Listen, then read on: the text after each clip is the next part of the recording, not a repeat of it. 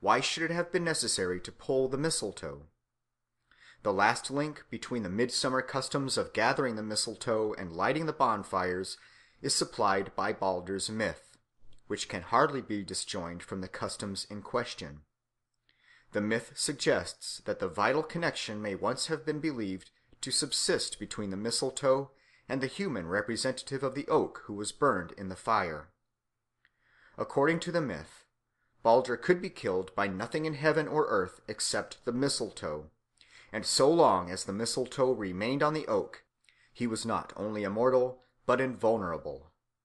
Now, if we suppose that Balder was the oak, the origin of the myth becomes intelligible. The mistletoe was viewed as the seat of life of the oak, and so long as it was uninjured, nothing could kill or even wound the oak.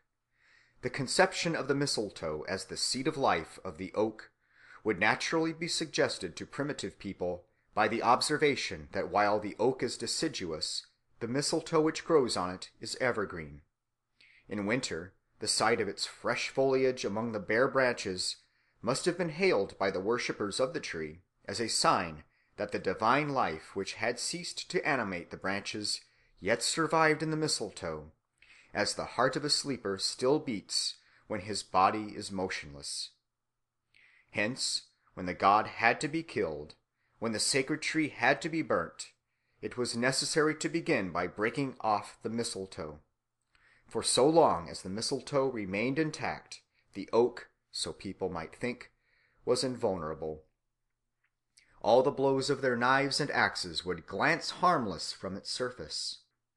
But once tear from the oak its sacred heart, the mistletoe, and the tree nodded to its fall.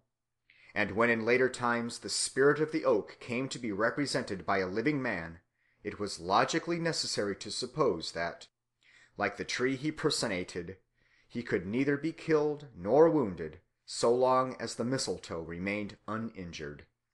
The pulling of the mistletoe was thus at once the signal and the cause of his death. On this view, the invulnerable Balder is neither more nor less than a personification of the mistletoe-bearing oak. The interpretation is confirmed by what seems to have been an ancient Italian belief that the mistletoe can be destroyed neither by fire nor water, for if the parasite is thus deemed indestructible, it might easily be supposed to communicate its own indestructibility to the tree on which it grows, so long as the two remain in conjunction. Or, to put the same idea in mythical form, we might tell how the kindly god of the oak had its life securely deposited in the imperishable mistletoe which grew among its branches.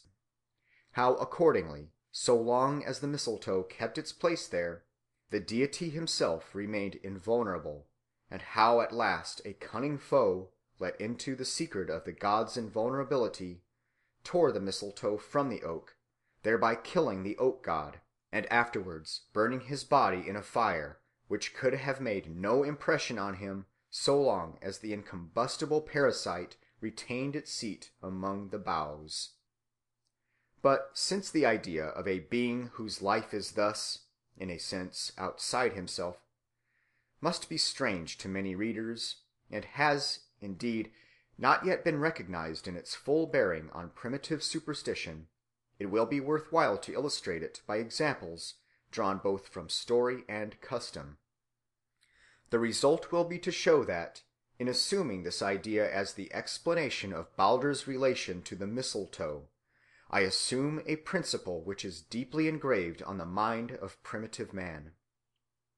End of chapter 65.